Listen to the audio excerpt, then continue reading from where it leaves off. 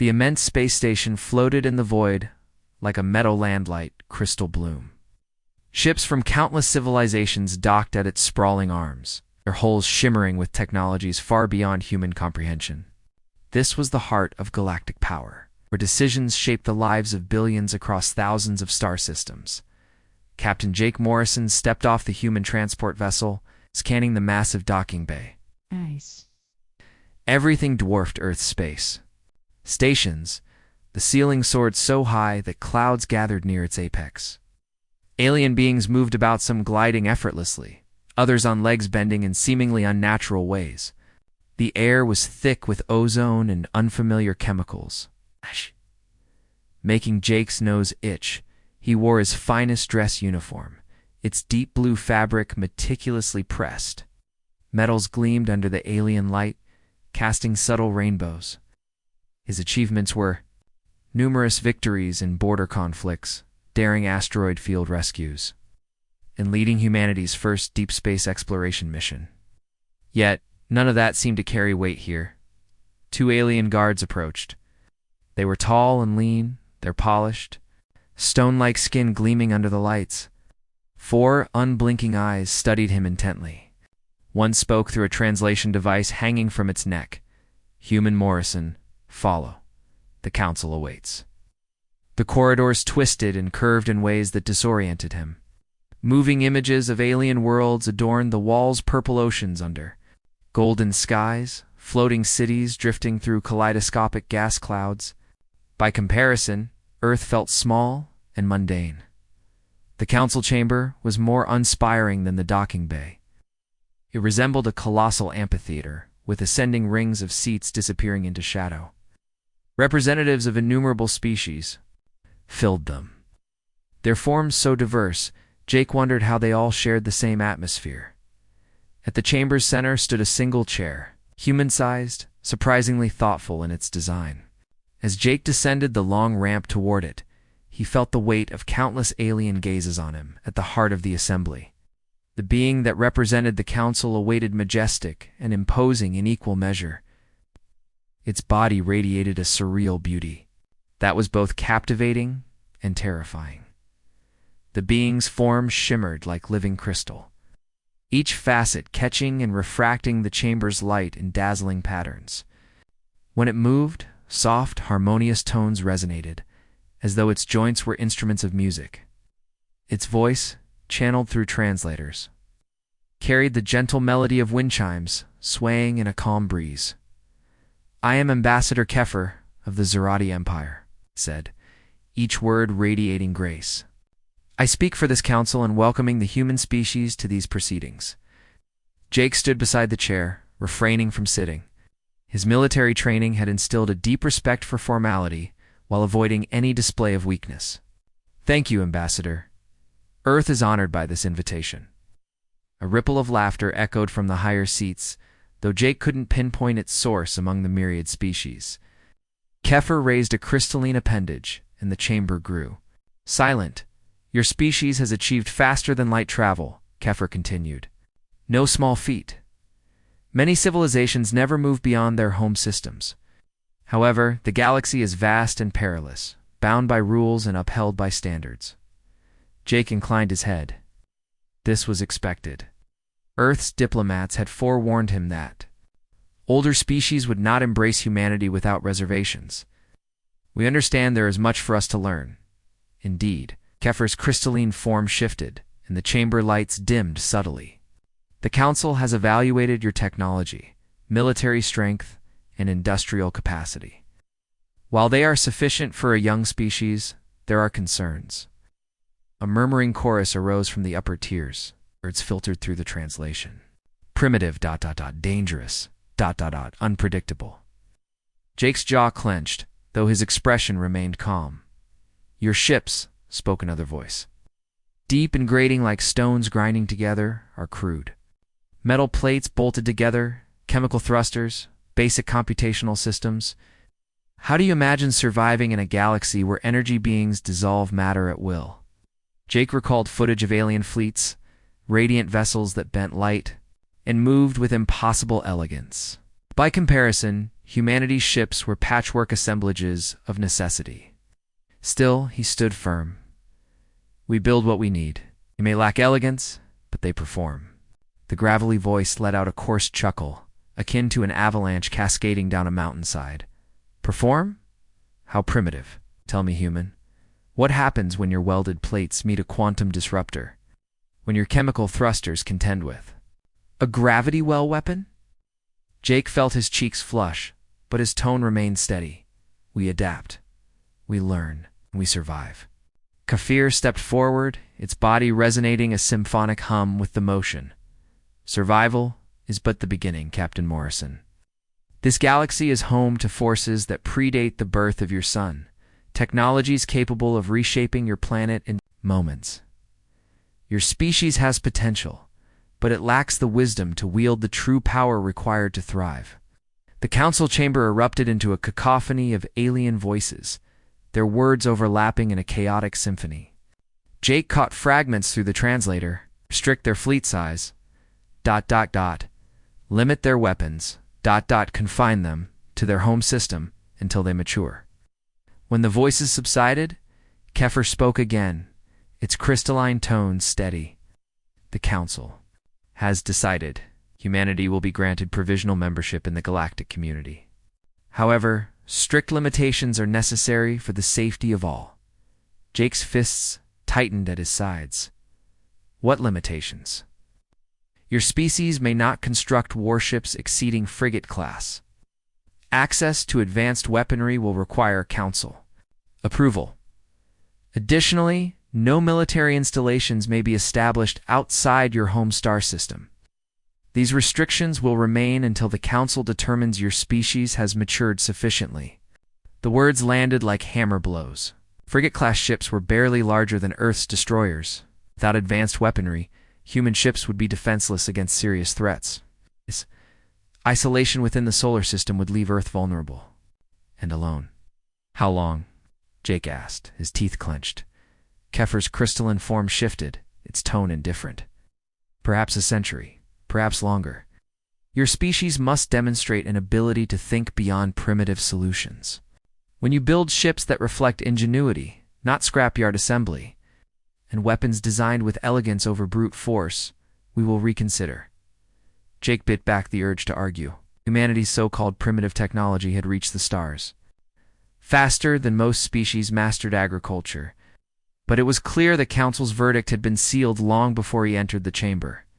We accept the Council's terms, said the words bitter in his mouth, as Jake exited. Alien voices buzzed behind him, discussing humanity as though appraising a pet's potential intelligence. They viewed humans as crude, primitive creatures with distant potential. They had no idea what they had just provoked. Back on Earth, Chief Engineer Lisa Park had been following the proceedings via quantum communication. Every dismissive word from the Council had only fueled her resolve. The aliens believed humans incapable of building advanced ships. They were about to learn how wrong they were. 6 months later, on Luna's dark side, the secret shipyard was alive with activity. In Construction Bay 7, the largest enclosed space humanity had ever constructed, something extraordinary was taking shape. The chamber, vast enough to span 3 city blocks, hummed with energy. Lisa Park stood on the observation deck, her coffee untouched as she watched the scene below. Sparks cascaded from welding torches as teams secured massive hull plates, each one appearing as though salvaged from entirely different sources. Some sections of the ship's hull gleamed like polished mirrors, while others were as black as the void. The whole structure resembled a puzzle assembled with pieces from mismatched sets. Still think this is insane? Tony Hayes muttered. As he joined Lisa Park at the railing, the young engineer's eyes were shadowed from a month of double shifts. The aliens are going to take one look at this and laugh us out of the galaxy, Lisa smirked, sipping her cold coffee. Exactly what we want them to think. Below them, a ship that would be named Defiance grew larger with each passing day. From the outside, it looked as though every scrapyard in the solar system had contributed parts. The hull was a patchwork of metals and composites, some sections, with smooth, alien-like curves, others brutal and angular, characteristic of human warships. Equipment pods jutted at random angles, while the weapon mounts appeared hastily added. Dr. Ben Carter ascended the stairs to the observation deck, his tablet in hand displaying schematics that seemed to defy logic. "The shield generators are finally operational," he announced. "It took some work to make Zarity tech compatible with human systems, but we pulled it off." Lisa nodded. "And the engines." "That's where it gets interesting." Ben pulled up another screen. "We've combined Corvani plasma drives for main thrust, human fusion rockets as backup, and gravity manipulators borrowed from the trade delegation. According to every engineering guide, mixing these should create a resonance cascade and obliterate the ship." "But it doesn't," Tony said, no longer surprised. He'd worked on the engine systems long enough to see their improbable harmony. "Not only does it not destroy the ship," Ben continued, "but the systems actually enhance each other. The plasma drives run cooler thanks to the fusion rockets, managing heat, and the gravity manipulators reduce structural stress by creating localized field effects. It's as if these technologies were designed to work together, even though their creators despise each other." Lisa had spent 15 years studying alien tech, starting with First Contact. Each species designed systems to align with their unique perspectives. The Zarati relied on crystals and light, the Corvani on plasma and energy fields, and humans on metals and chemical reactions, a reflection of their evolutionary paths. But humans had something the others lacked: adaptability. Lisa could analyze Zarity crystal tech and grasp its logic. She could take Corvani plasma systems and improve upon them. Combining alien innovation with human ingenuity produced results that left the galaxy unprepared. "The weapons," Ben said, pulling up another schematic, "are the crown jewel. We've got railguns firing Zarati crystal core rounds that store energy in flight and release it on impact. Plasma cannons use human magnetic bottle technology for tighter, more focused beams. In the missiles," he paused, shaking his head in amazement. "They launch with human chemical propulsion, then switch to alien gravity drives for the approach phase. Each one carries a warhead tailored for its target, energy absorbers for crystalline holes, kinetic penetrators for armored ships, and some classified surprises I can't even mention here." Tony stared in awe at the diagrams. Tony stared down at the ship taking shape below them. "How are we going to explain this to the council observers?" Lisa had been anticipating that question with a sense of dread. 3 Zarati engineers were stationed at the Luna shipyard to oversee human construction efforts. So far, their reports had described Defiance as an odd experiment in primitive engineering. Unlikely to achieve even basic flight, the aliens saw the patchwork hull as evidence of human incompetence. The irregular weapon placements seemed like poor planning. "We don't explain," Lisa said at last. "Now we let them believe we're inept. When they report that we've built a ship that can't possibly function, the council will dismiss us entirely." Commander Amy Walsh appeared at the top of the stairs, her uniform immaculate, despite the exhausting hours. "Crew assignments are finalized," she announced. "Steve Kim is our pilot, fastest reflexes in the fleet, and he's been training on the new controls. Carlos Mendez is handling weapons. He's worked with both human and alien systems. Nina Roberts has communications. Her knack for languages is unmatched, and she's already cracked alien networks without detection." Lisa nodded, satisfied. Each officer had been chosen not just for their technical expertise, but for their ability to think unconventionally. Defiance needed a crew that could adapt to scenarios no human had ever encountered. "What about tactical systems?" Amy asked. Ben pulled up another schematic, his enthusiasm evident. "This is where we really broke the rules. Most alien ships use centralized command systems, one bridge, one core, one failure point. We built Defiance with distributed intelligence. Processing nodes are scattered throughout the ship, each capable of running critical systems independently. If the bridge is destroyed, Amy can command from engineering. If engineering is hit, Carlos can manage weapons from another control room." "The aliens will think it's inefficient," Tony remarked. "Exactly," Lisa agreed. "They'll report that we don't understand streamlined design. They won't realize we've made the ship resilient to damage that would cripple theirs." Down. In the construction bay, shifts changed as day turned to night. Workers clocked out, and fresh crews took over. Around the clock, Defiance continued to evolve. The hull plates were welded into place, systems installed and tested, piece by piece. The ship transformed from a chaotic assembly into something that could truly fly. The Zerati observers watched with increasing amusement. Their reports back to the Council painted humanity as a species so primitive it couldn't construct a ship without resorting to mismatched technologies.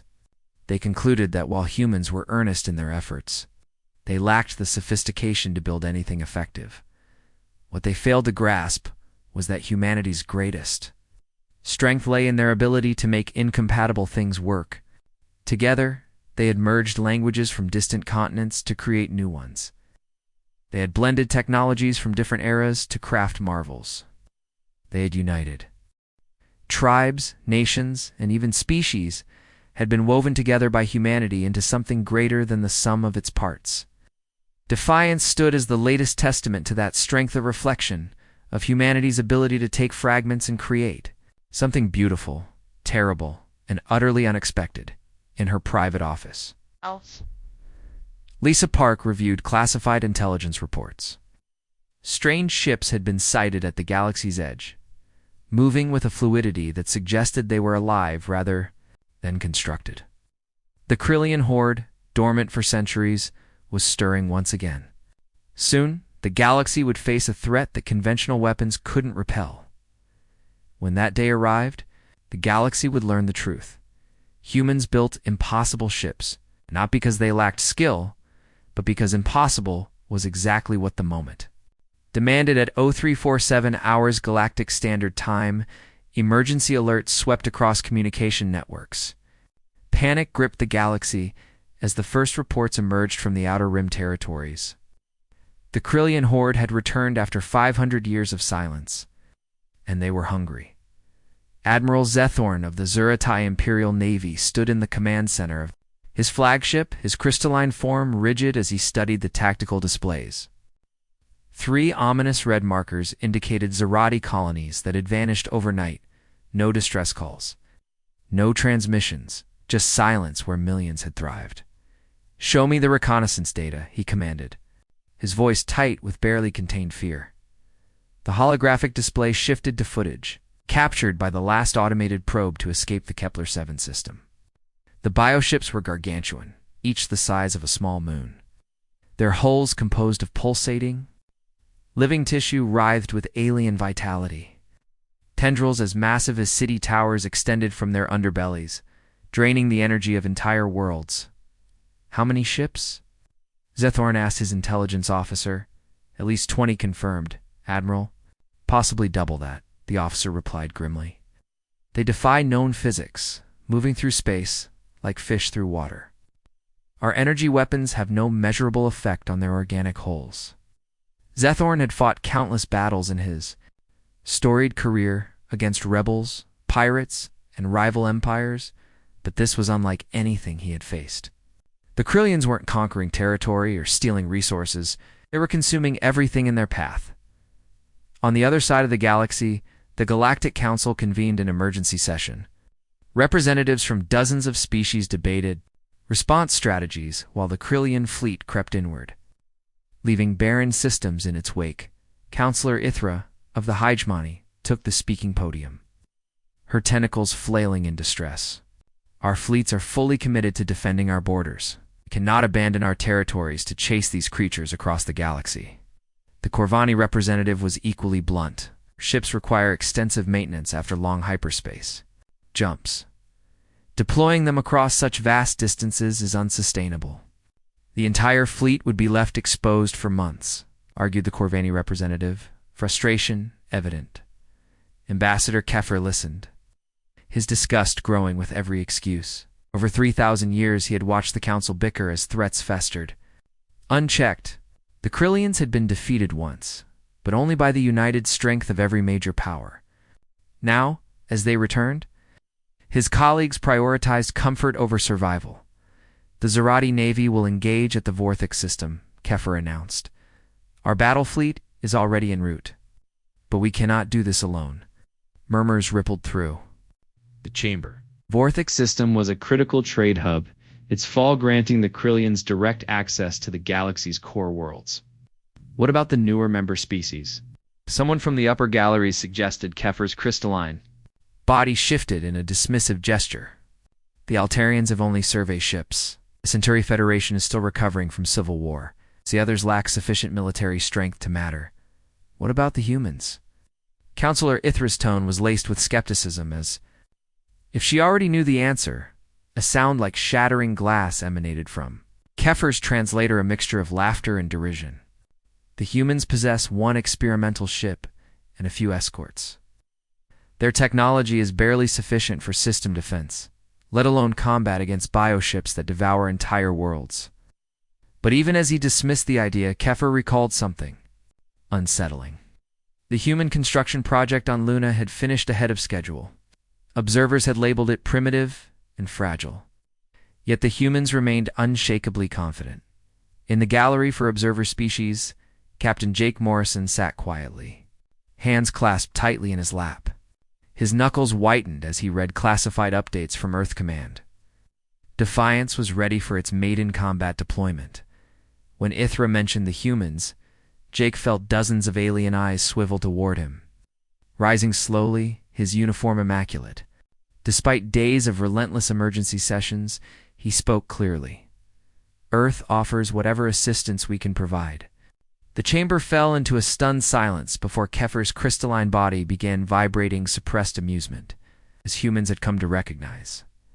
Captain Morrison, your willingness is noted, Kepher said, his tone patronizing. Act. But the Krillians have destroyed fleets of advanced civilizations. Your single, rudimentary vessel cannot possibly alter this outcome. Jake met Kepher's unblinking gaze.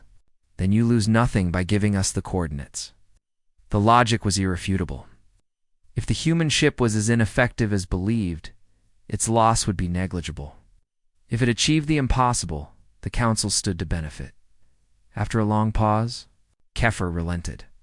Very well. The tactical data will be transmitted to your ship, but do not expect miracles, Captain. These creatures have consumed civilizations ancient before your kind learned to shape stone. 30 minutes later, Jake was aboard a fast courier.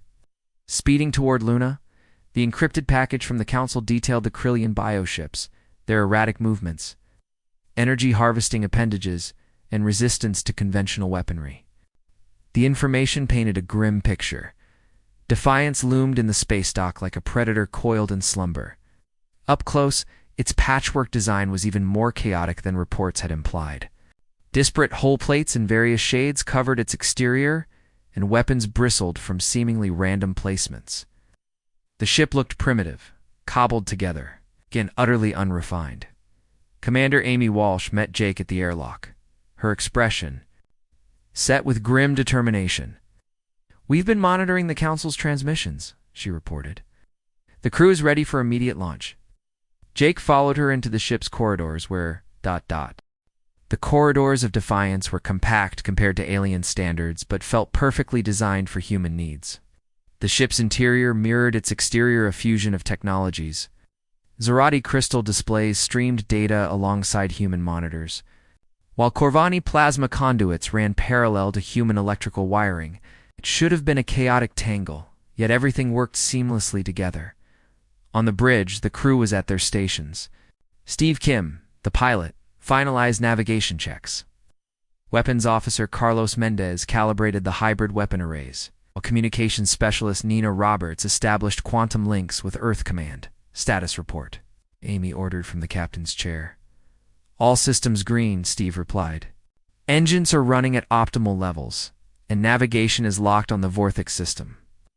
Weapons charged and ammunition verified, Carlos added.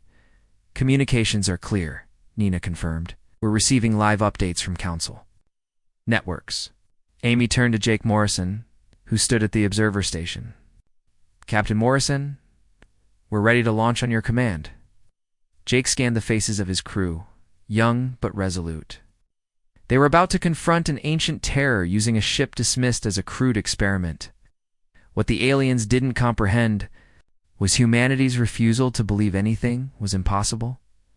Take us out, Jake commanded, Defiance disengaged its docking clamps and surged forward. Its hybrid engines roared with a controlled fury, accelerating toward the hyperspace jump point faster than any ship of its size had a right to. Behind them, Zardi observers filed their final report. Human experimental vessel departed for combat zone. Vessel functional but unlikely to survive initial contact with enemy forces. They were wrong. Defiance emerged from hyperspace at the Vorthic system's edge in a flash of distorted light. On the bridge, the crew fell silent. Where the fourth planet had once orbited a thriving Zarati colony of 12 million, only debris remained. In its place loomed 3 enormous bioships, their organic hulls glowing with a sickly green luminescence. As they fed on the planet's remains, "My God," Steve Kim whispered, "they ate the whole world." Amy Walsh studied the tactical display, her focus sharp. Each bioship was over 4 million tons of living tissue, armed with weapons capable of dissolving matter at a molecular level. The largest still extended tendrils into the asteroid field, harvesting the remnants of the planet. "Distance to target?" Amy asked. 2 million kilometers in closing, Steve replied. "They've seen us. The big ones turning our way 30,000 kilometers away," Admiral Zethorn observed from his flagship. The Zarati fleet had arrived hours earlier, but held back. Their weapons had been ineffective, and engaging risked the survival of the core worlds. "The human ship is advancing," his tactical officer reported, disbelief evident. Single vessel approaching at maximum velocity. Zethorn activated external cameras to view the human craft. It looked even more rudimentary than he'd imagined a patchwork hull. Seemingly haphazard weapon placements, and unbalanced engine output.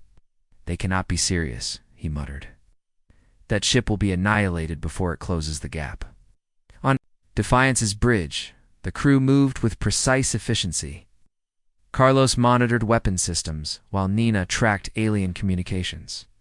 The Krillians exchanged organic signals, likely coordinating their response. "Bioship Alpha is preparing a plasma discharge," Carlos reported. "Massive energy buildup detected." Amy nodded. "Activate hull configuration sequence."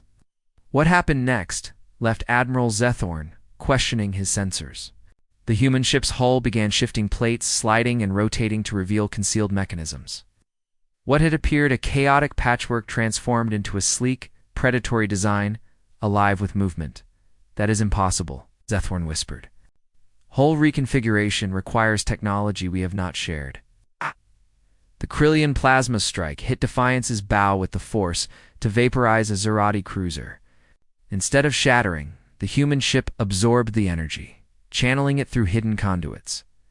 The energy that should have obliterated, Defiance instead dissipated harmlessly into space through specialized vents. "Hull integrity holding at 98%, reported Chief Engineer Lisa Park from her station in the engine room. "Energy absorption systems functioning perfectly." Amy's smile was grim. "Return fire. All weapons.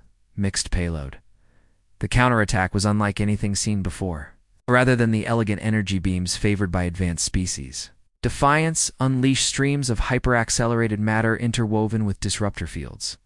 Railgun rounds with crystalline cores tore toward the bioship, followed by missiles switching propulsion systems mid-flight. The Krillian bioship, adapted to absorb and redirect energy attacks, was unprepared for the kinetic and hybrid onslaught. Railgun rounds punctured its organic hull, detonating deep within its body and inflicting wounds it could not heal. Missiles disrupted biological processes at a molecular level. Direct hits on Bioship Alpha, Carlos reported with satisfaction. Major structural damage? Admiral Zethorn stared at his tactical display, disbelief etched into every facet of his crystalline form. The Krillian Bioship Impervious 2-3 Zarati battle groups, mere hours ago, was disintegrating under the human assault. "How are they doing this?" he demanded. "Analyze their weapon signatures. Identify their technology." After frantic scans, his science officer replied, "Admiral, their weapons appear to operate across at least 40 distinct energy frequencies. Their projectiles incorporate materials from numerous species in unprecedented combinations." "Impossible." Zethorn protested. Humans lack the sophistication for such complexity. Yet the evidence was undeniable. The human vessels systematically dismantled Bioship Alpha, dodging counterattacks with agility no ship its size should possess. On the bridge, Steve Kim spiraled the ship into a maneuver that would have destroyed conventional vessels. Hybrid systems handled the impossible stresses. Zeratocrystal reinforcements absorbed impacts, while Corvani plasma fields stabilized the structure. Bioship Beta moving to intercept, Steve announced. It's on a collision course. Amy assessed the tactical display. The massive bioship accelerated, tendrils extended like spears.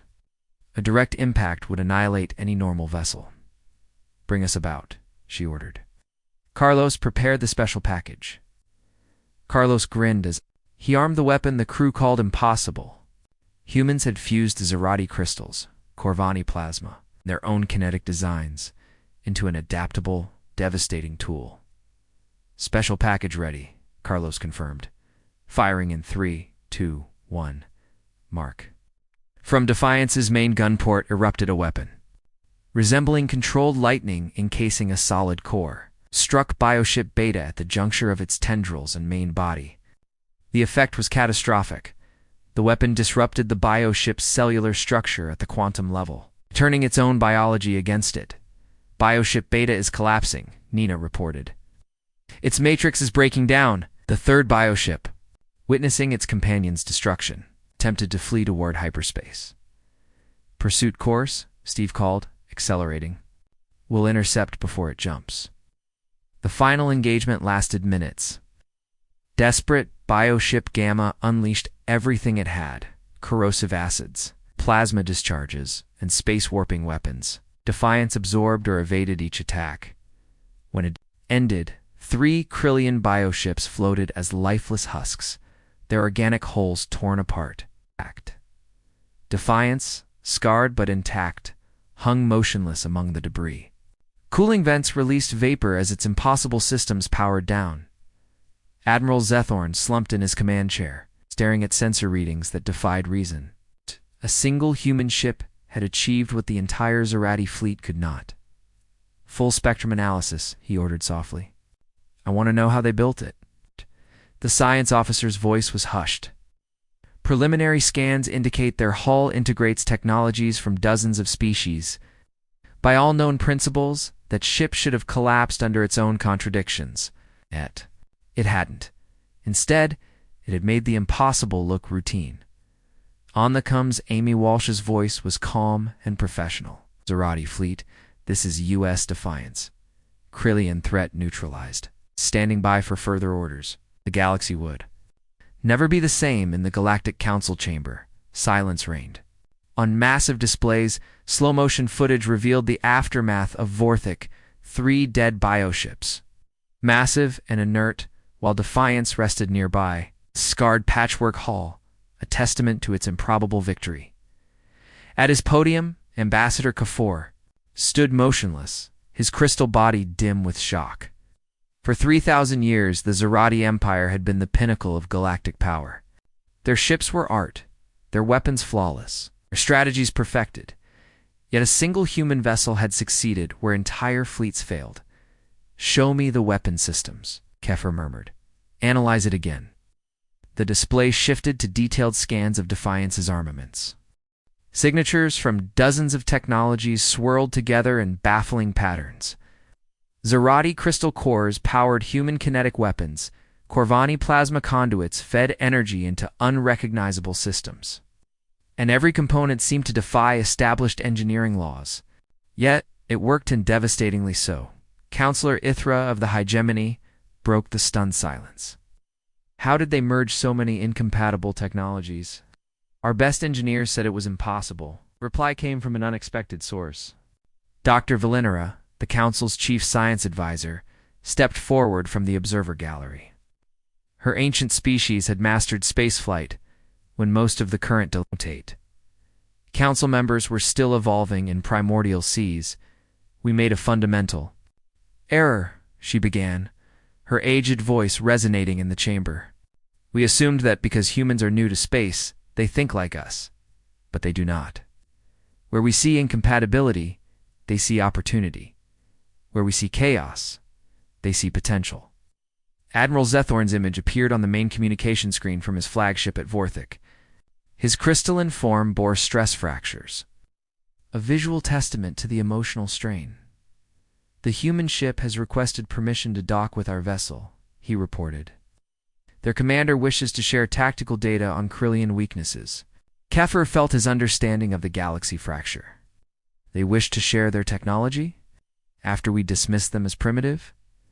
"It appears so," Zethorn confirmed. Commander Walsh stated that facing a common enemy renders past disagreements irrelevant. On Earth, news of humanity's victory swept through every communication network. In government offices, military bases, and research centers, people crowded around screens to watch their impossible ship destroy enemies that had long terrified the galaxy. Yet, celebrations were subdued by the implications of what had just occurred in the Oval Office. President Martinez stood amidst advisors still processing the magnitude of the event. "How long before every species in the galaxy demands access to our technology?" she asked her chief of staff. "They already are," came the reply. "Formal requests for consultations have flooded our diplomatic channels over the past 6 hours. The Altarians want details on our hull design. The Centauri Federation is inquiring about our weapons. And species we've never even heard of are requesting meetings." General Harrison, chairman of the Joint Chiefs, looked up from his tablet. "Ma'am, we've also received word that the Council has lifted all restrictions on human shipbuilding. Effective immediately, we can construct vessels of any size and arm them as we see fit." The president nodded, unsurprised. "When you prove the experts wrong, suddenly everyone wants to learn from you." 3 days later, Captain Jake Morrison found himself back in the council chamber. The council chamber buzzed with energy as Captain. This time the atmosphere was transformed. Same aliens who had once dismissed humanity as primitive now tracked his every move with keen interest. Representatives who had barely acknowledged him before now sought his attention. "Morrison," Kefir began, his crystal form glowing with what humans had learned to recognize as respect. "The Council has voted unanimously to offer humanity full membership status. All previous restrictions are hereby lifted." Jake gave a measured nod. "We appreciate the Council's confidence." Another representative spoke. "We also propose technology sharing agreements. Your ship's innovations could redefine galactic defense strategies." Perhaps Jake replied cautiously. "But first we must address the remaining Krillian threat. Our victory at Vorthik was just the beginning. Intelligence suggests more bioships are moving toward the core worlds." A ripple of unease passed through the chamber. Many had assumed the destruction of 3 bioships had ended the crisis. "What do you propose?" Counselor Ithra asked.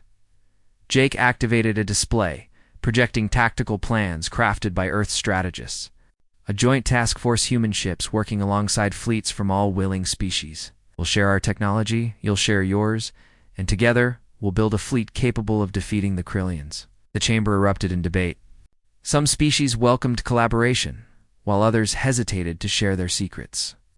Yet under the arguments lay a new reality. Humanity was no longer an outlier, but a key player. On Luna, Chief Engineer Lisa Park walked through the newly expanded Bay 7. The Defiance sat at the center dock, undergoing repairs and upgrades. Around it, 3 more ships were under construction, each incorporating hard-earned lessons.